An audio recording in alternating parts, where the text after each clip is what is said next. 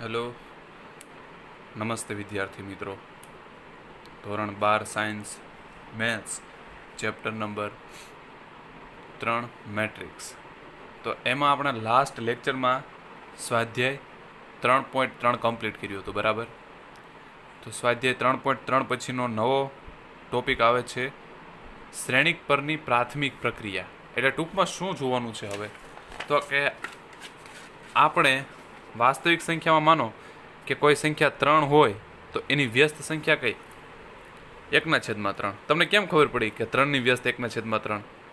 કેમ? કારણ કે એ બંનેનો ગુણાકાર જોવો શું આવે? 1. બરાબર. હું એમ કહું કે 5/2ની વ્યસ્ત સંખ્યા કઈ? તો કે 2/5. કેમ? તો કે એ બંનેનો ગુણાકાર શું આવે?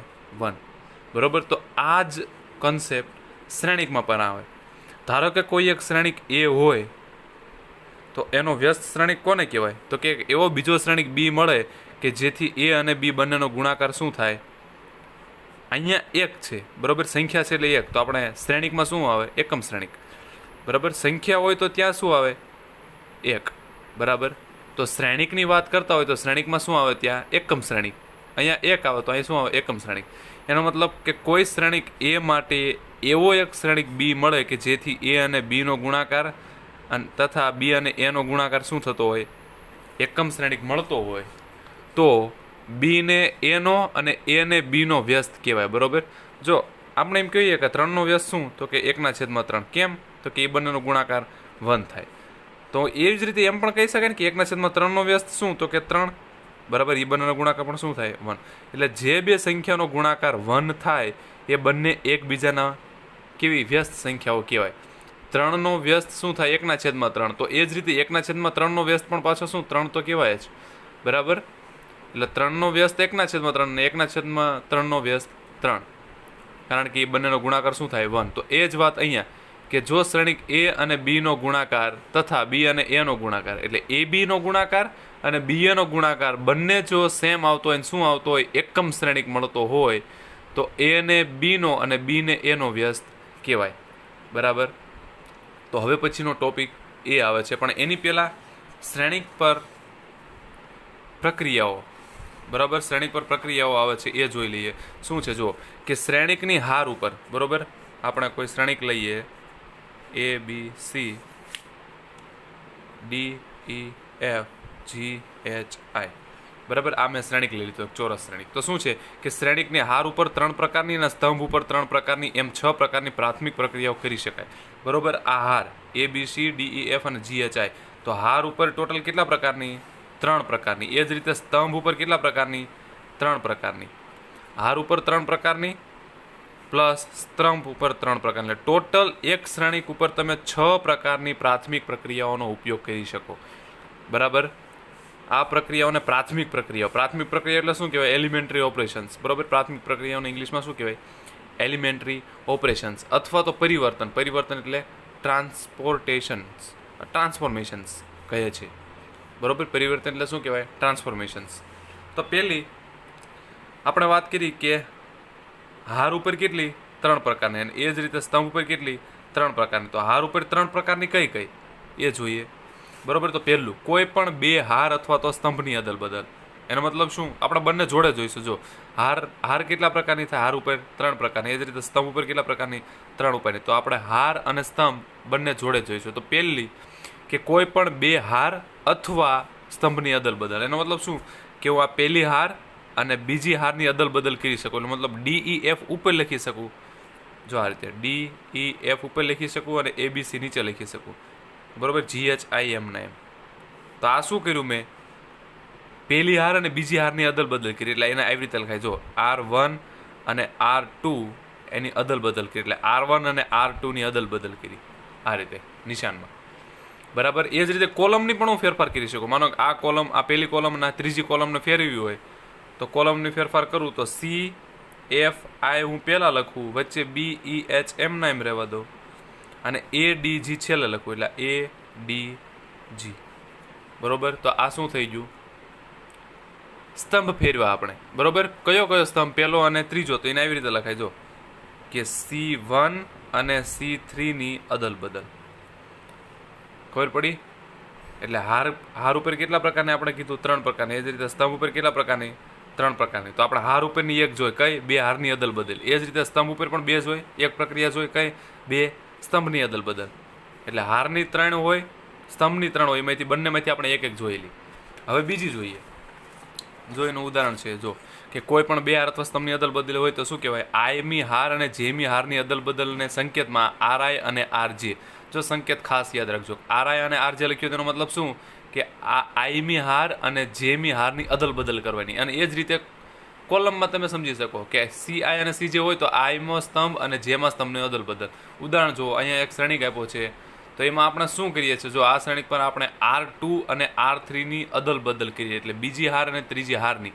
તો આ બીજી હાર શું છે? -1 √3 1 અને 5 6 7.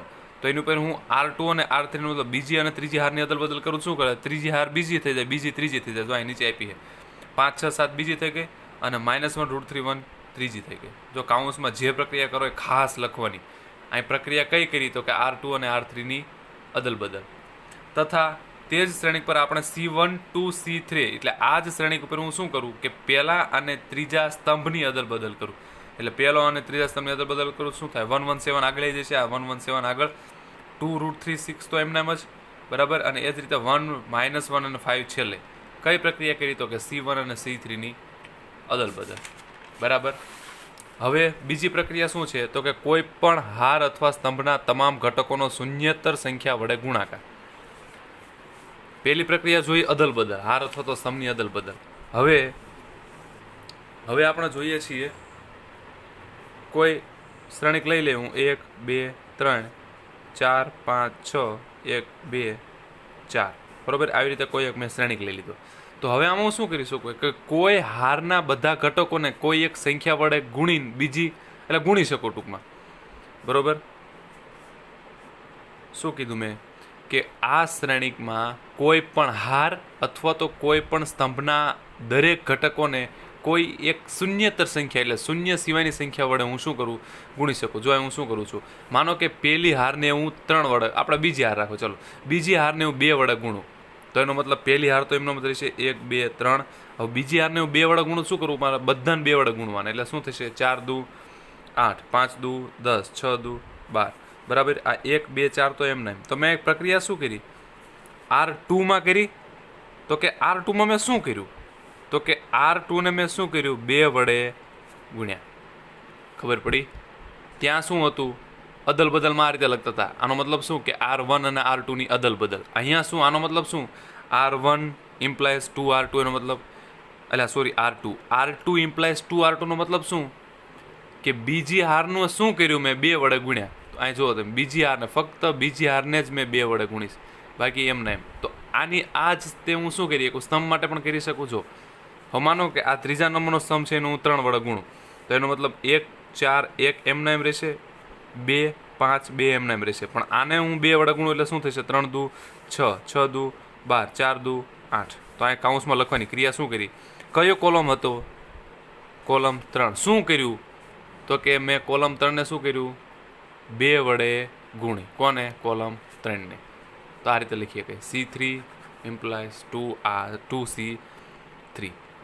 બરોબર. હારને 3 અને સ્તંભને 3, એમાંથી હારની 1 અને સ્તંભની 1 જોઈતી, તો આ બીજી હારની અને સ્તંભની જોઈ. બરાબર છે. બીજી પણ હારની અને સ્તંભની જોઈ. કઈ?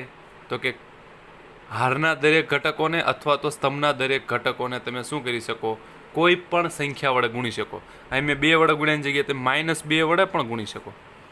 બરાબર. કોઈ પણ વાસ્તવિક સંખ્યા વડે ગુણી શકો. તો એ છે કે આઈમી હારના દરેક ઘટકના કે ડઝ નોટ ઇક્વલ્સ ટુ 0. કેમ? કારણ કે જો શૂન્ય વડે ગુણશો તો બધું શું થઈ જશે? 0. બરાબર. એટલે શૂન્યતર સંખ્યા વડે, એટલે શૂન્ય ન હોવી જોઈએ, એટલા માટે લખ્યું છે કે ડઝ નોટ ઇક્વલ્સ ટુ 0. કે વડે ગુણાકારને સંકેતમાં RI ટુ KRI. આનો મતલબ શું?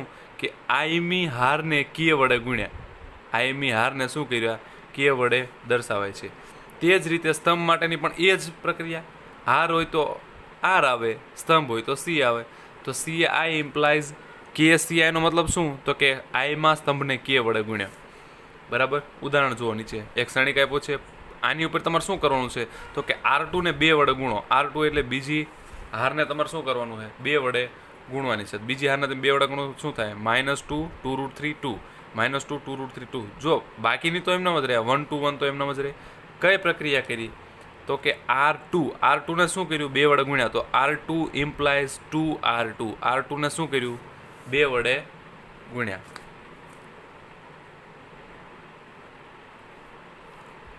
એ જ રીતે આગળ જોઈએ તો જેમ આપણે R માટે કરી એ જ રીતે તમે કોલમ માટે પણ કરી શકો.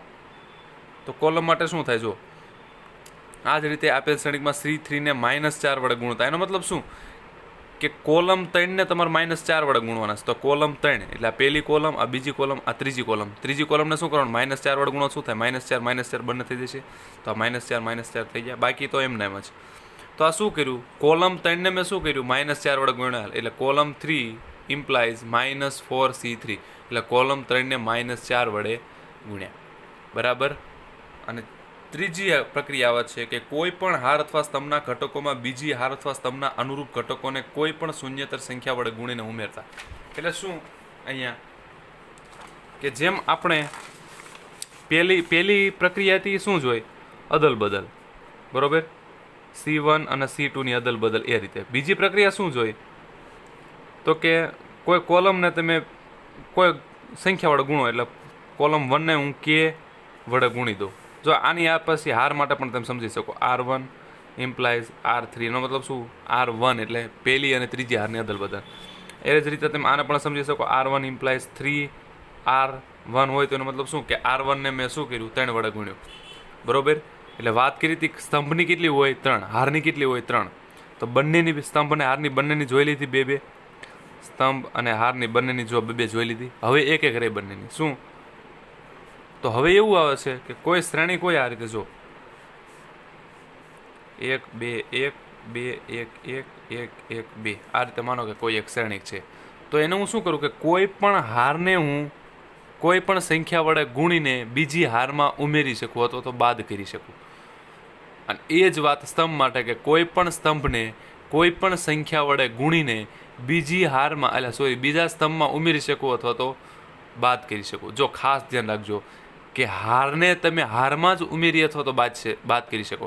એ જ રીતે સ્તંભને તમે સ્તંભમાં જ તે ઉમેરી અથવા તો બાદ કરી શકો. હારને પછી તમે સ્તંભમાં ઉમેરી કે બાદ ના કરી શકો. અને એ જ રીતે સ્તંભને તમે હારમાં ઉમેરી કે બાદ ના કરી શકો.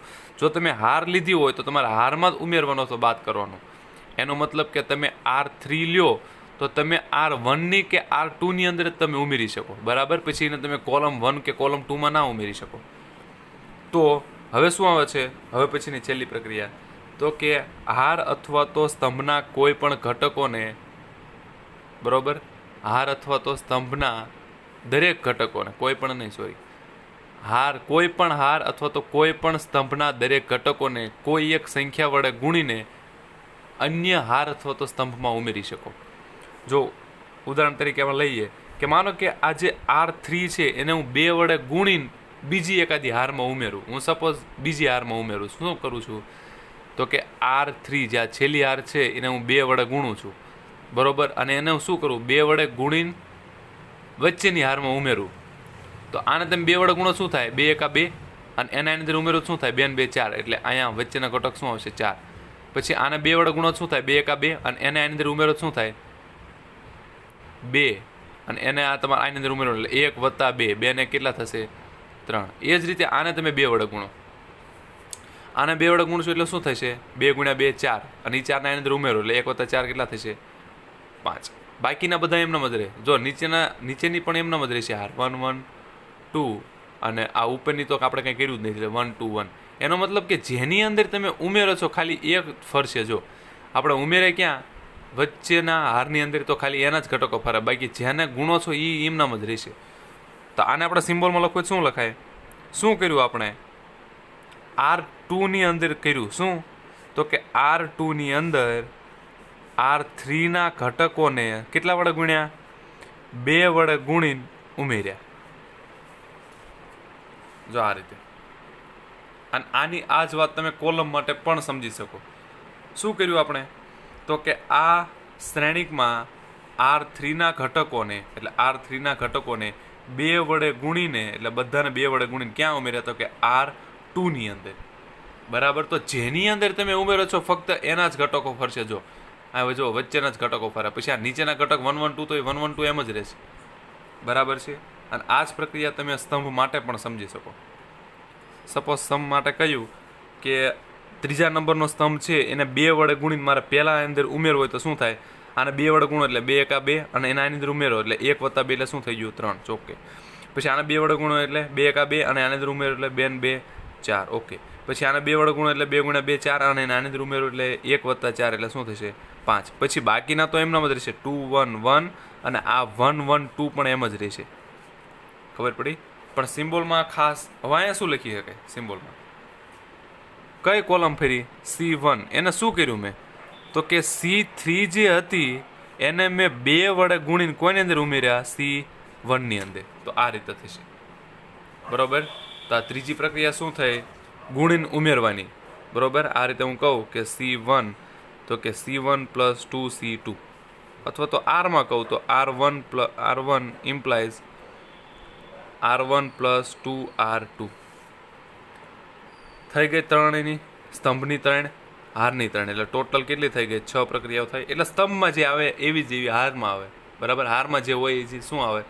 સ્તંભમાં. એટલે ટોટલ 6, પણ ફક્ત હારની કેટલી થાય? 3. અને એની એ જ પ્રક્રિયા બીજા સ્તંભ માટે પણ કેટલી? 3. એટલે ટોટલ કેટલી? 6. તો જો છેલ્લો આપણે સમજી લઈએ કે જેમી હારના ઘટકોને, હારની વાત છે, જો કે જેમી હારના ઘટકોને કે વડે ગુણીને આઈમી હારના અનુરૂપ ઘટકોમાં ઉમેરવાના સંકેતને જો આ રીતે દર્શાવે. સંકેત ખાસ યાદ રાખજો. શું કર્યું? તો કે જેની હારના ઘટકોને કે વડે ગુણ્યા એટલે KR જે થઈ ગયું. જેમી હારના ઘટકોને શું થયું? કે વડે ગુણ્યા, અને એને ક્યાં ઉમેર્યા? આઈમી હારમાં. તો શું દર્શાવાય? RI + KR જે વડે દર્શાવાય. અને એ જ વાત પાછી સ્તંભ માટે, કે જેના સ્તંભના ઘટકોને કે વડે ગુણીને આઈમાં સ્તંભમાં ઉમેર્યા. ફરીથી યાદ દેવરાવું કે હારના ઘટકોને તમે હારની અંદર જ ઉમેરી શકો, અને સ્તંભના ઘટકોને તમે સ્તંભની અંદર જ ઉમેરી શકો. બરાબર. અહીંયા ઉદાહરણ જોઈએ એના, અત્યારે જે જોયું એનું લાસ્ટ. શું? તો કે ઉદાહરણ જો કોઈ એક ક્ષણિક આપ્યો છે. આની પર તમારે શું કરવાનું છે? કે બીજી હારને 3 વડે ગુણી પહેલી હારમાં ઉમેરો. એટલે બીજી હારને તમારે કેટલા વડે ગુણવાની છે?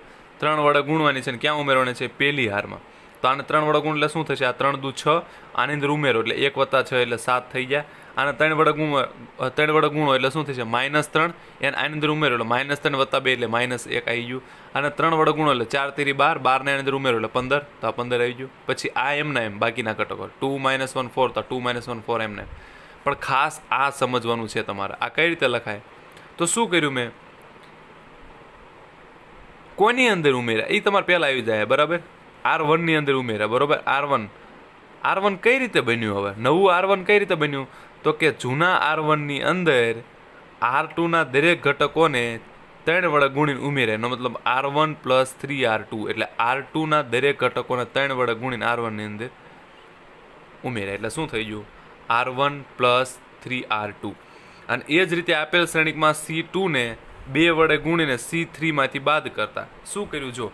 જો ઉમેરીને બાદ બંને કરી શકો. આપણે જેટલા એક્ઝામ્પલ જોઈએ એમાં લગભગ બધા ઉમેરેલા જ છે, પણ આ બાદવાળો પણ દાખલો જોઈ લો. ઉમેરી શકો એ જ રીતે તમે બાદ પણ કરી શકો.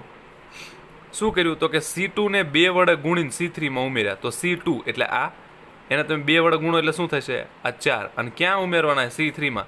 2 વડે ગુણો એટલે 4, અને આની અંદર ઉમેરો C3 માં, કોલમ 3 માં. તો 4 ને 3 7. ઓકે, સોરી, બાદ કરવાના છે આપણે. ઓકે, બાદ કરવાના છે. બરોબર. શું કરવાનું? જો 2 વડે ગુણીને શું કરવાનું? C3 માંથી બાદ કરતા. તો આને તમે 2 વડે ગુણો એટલે શું થશે? 4, અને એને આમાંથી બાદ કરો. કેમાંથી બાદ કરવાના છે આપણે? C3 માંથી. એટલે C3 માંથી આ ગુણેલાને બાદ કરવાના. ખબર પડી? આ ગુણેલામાંથી C3 બાદ નથી કરવાના. આને તમે જે ગુણો, જે સંખ્યા આવે એને આમાંથી બાદ કરવાની. એટલે આને તમારે C2 ને તમારે 2 વડે ગુણવાના એટલે શું થશે? 4, અને 4 ને તમારે આમાંથી બાદ કરવાના એટલે 3 - 4 એટલે શું આવશે? -1. અને આને તમે કેટલા વડે ગુણો? 2 વડે ગુણો એટલે શું થશે? -2. અને આમાંથી બાદ કરો એટલે 4 - -2 એટલે શું થાય? -- એટલે 4 ને 2 6 બાકીના ઘટકો એમના જ રહે. જો 2 - 1 2 - 1 એમના એમ અને 1 2 એમના એમ. બરાબર. તો જો કઈ રીતે લખાય ઘટકો કે કોલમ 2 એટલે બીજા કોલમને 2 વડે ગુણીને C3 માંથી બાદ કરતા. તો અહીં સુધી આપણે એટલું રાખીએ છીએ. બરાબર. આનું રિવિઝન તમે વ્યવસ્થિત કરી લેજો. કાલથી પછી આપણે નેક્સ્ટ લેક્ચરમાં વ્યસ્ત સંપન્ન શ્રેણિક જોઈશું.